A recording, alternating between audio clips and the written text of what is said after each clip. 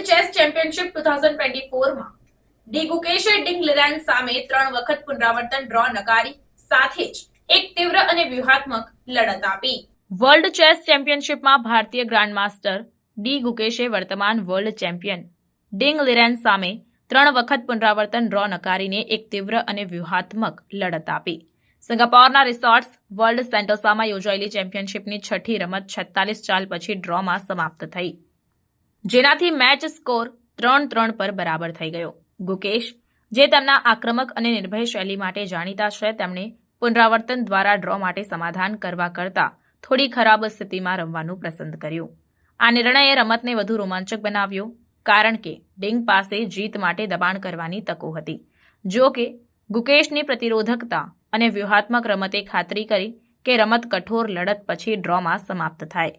રમત London system સાથે શરૂ થઈ, જે ડિંગ દ્વારા અપનાવવામાં આવી હતી, જે મજબૂત અને લવચીક ઓપનિંગ છે।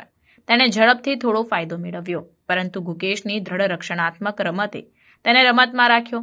26મી ચાલ પર ગુકેશે તેની પાસે રાણીને E7 પર ખસેડીને ડ્રો માટે મજબૂર કરવાની તક હતી, પરંતુ તેણે વધુ પડકારજનક H4 ચોરસ પસંદ કરી, જે તેની લડતની મનોવૃત્તિ દર્શાવે છે।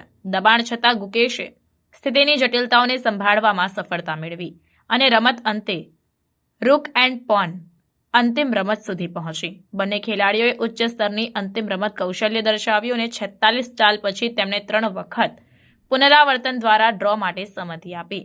આ પરિણામ મેચમાં ત્રીજી સતત ડ્રોને ચિહ્નિત કરે છે। ત્રીજી રમતમાં ગુકેશની જીત પછી સ્કોર બરાબર સાથે ચેમ્પિયનશિપ સંપૂર્ણપણે ખુલ્લી છે અને બંને ખેલાડીઓ 7મી રમત શરૂ કરતા પહેલા આરામનો દિવસ લેશે।